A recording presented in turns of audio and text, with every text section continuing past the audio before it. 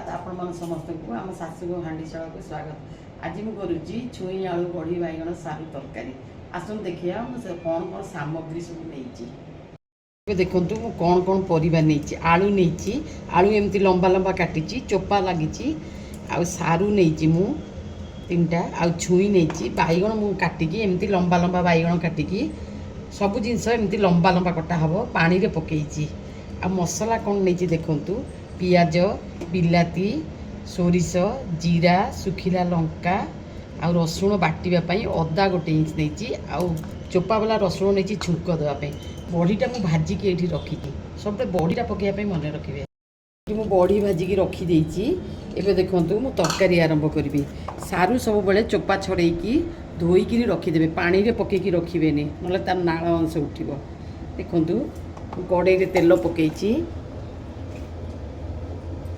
अल्प टिके फुटण पकाउची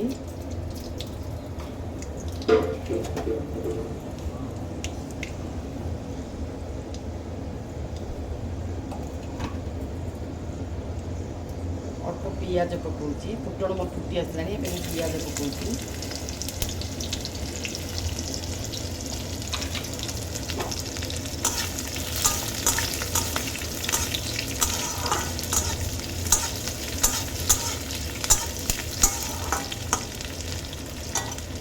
मुझे आलू पकई दूसरी पियाज टिके कलर आसीगले आलू पकईदेवी सारू पकई देखु आलू सारू मोर भाजी होती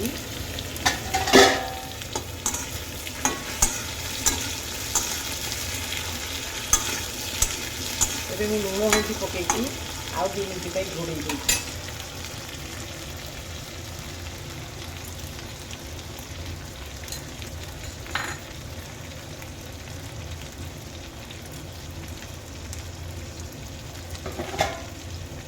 या भितर मु मसलाटा बाटुची देखो मसला कौन कौन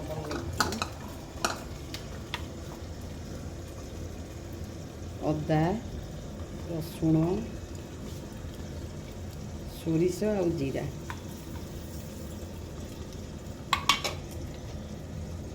पियाज अल्प पियाज मु किछि भाजी आ अल्प ग्राइंडिंग करी आ बिलाती आ सब बड़े सोरिष मसला मु हलदी देकी ग्राइंडिंग करे देखो टिके लुण टिके हलदी पकाए ये मु मसला ग्राइंडिंग कर देखु मु मसलाटा केमती चिकन करी बाटी देखो आलू सारू देखा आलू सारू भी भजा हो गला मोर ये मसला पकाउची सारू तरकारी सब कम मसला देवे देखो आ सोरिष मसला बेसी समय कषा पड़े मुझे लुण हल्दी पकई देती आगे लंका गुंड पकाउची 1 मिनट कषिकी मुझे पानी देदेवी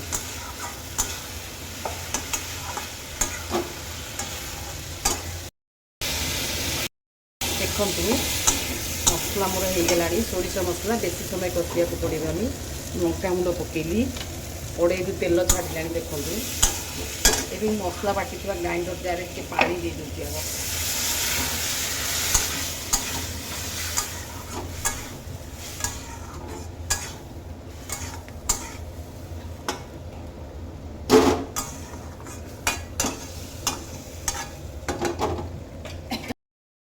देखु मसला जो पानी थिला ग्राइंडर में मरी आसला एबे मु पानी दूची आपण परिवा अनुसार पानी देवे परिवा बुड़ो बैगण आ छुई जमी सीझ सारू आलू मोर सीझी आसला देखो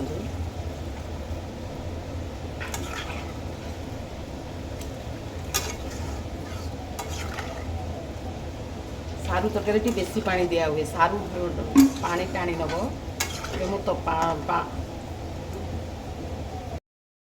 एवं मु तरकारी घोड़े दूची तरकारी फुटिले बैगण पकेबी देखो तरकारी घोड़े दूची देखु तरकारी मोर फुटुची एमती भल भाव फुटिला बैगण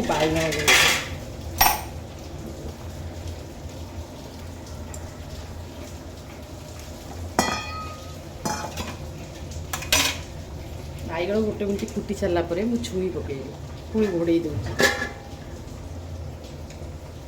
ଏବେ ଦେଖନ୍ତୁ ବାଇଗଣ ଫୁଟୁଛି, ଏବେ ମୁଁ ଛୁଇଁ ପକେଇଦେବି।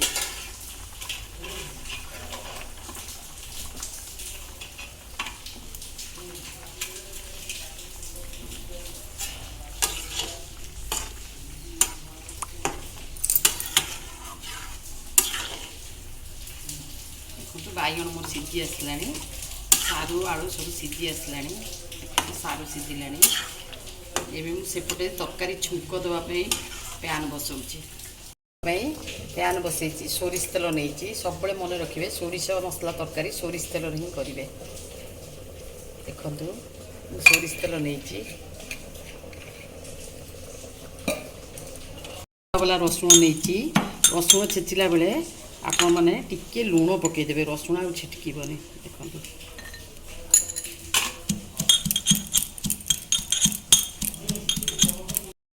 ଏବେ ଶୁଖିଲା ଲଙ୍କା ପକାଇ ଦେଲିଣି, ତେଲ ମୋର ତାତି ଆସିଲାଣି। ଆଉ ଅଳ୍ପ ଟିକେ ସୋରିଷ ପକାଉଛି, ଫୁଟଣ ବି ଚାହିଁଲେ ଆପଣ ପକାଇଦେବେ, ମୁଁ ଟିକେ ଫୁଟଣ ପକାଉଛି। ଦେଖନ୍ତୁ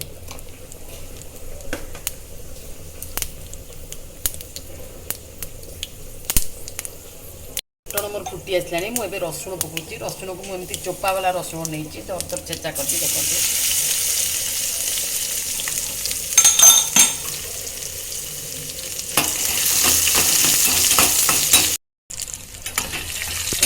ଆଉ ଟିକେ ଭାଜି ହେବ, ମୁଁ ସିମ୍ରେ ଭାଜୁଛି, ରସୁଣ ନହେଲେ ପୋଡ଼ିଯିବ। ଏପଟେ ଦେଖନ୍ତୁ ତରକାରୀ ମୋର ଫୁଟୁଛି କେମିତି, ସବୁ ପରିବା ସିଝିଗଲାଣି। ଟିକେ ଝୋଳ ଅଧିକା ରହିଛି, ସାରୁ ଝୋଳ ଟାଣିବ, ସେଥିପାଇଁ ମୁଁ ଟିକେ ରସୁଣ ମୋର ହେଇଗଲାଣି, ଆଉ ବେଶୀ ଭାଜିବାକୁ ପଡ଼ିବନି। ମୁଁ ଏବେ ତରକାରୀ ଏପଟେ ଫୁଟୁଛି, ତରକାରୀରେ ମୁଁ ଛୁଙ୍କଟା ଦେବି।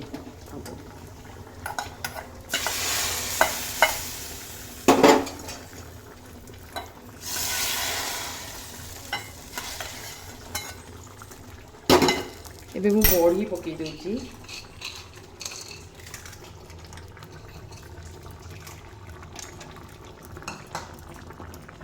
ତାପରେ ମୁଁ ଧନିଆ ପତ୍ର ପକାଉଛି। ଏବେ ମୁଁ ତରକାରୀ ଘୋଡ଼େଇ ଦେଉଛି, ଗ୍ୟାସ୍ ବନ୍ଦ କରିଦେଲି। ଦେଖନ୍ତୁ ତରକାରୀ ମୋର କେମିତି ଦେଖାହେଉଛି, ପଛରେ ମୁଁ ଛୁଙ୍କ ଦେଇଛି, ବଢ଼ି ଏମିତି ଗୋଟା ଗୋଟା ଅଛି। ଦେଖନ୍ତୁ ଦେଖନ୍ତୁ ଆଳୁ ସାରୁ ସବୁ ସିଝି ଯାଇଛି। ଦେଖନ୍ତୁ ଏବେ ମୁଁ ତରକାରୀ ବାଢ଼ୁଛି।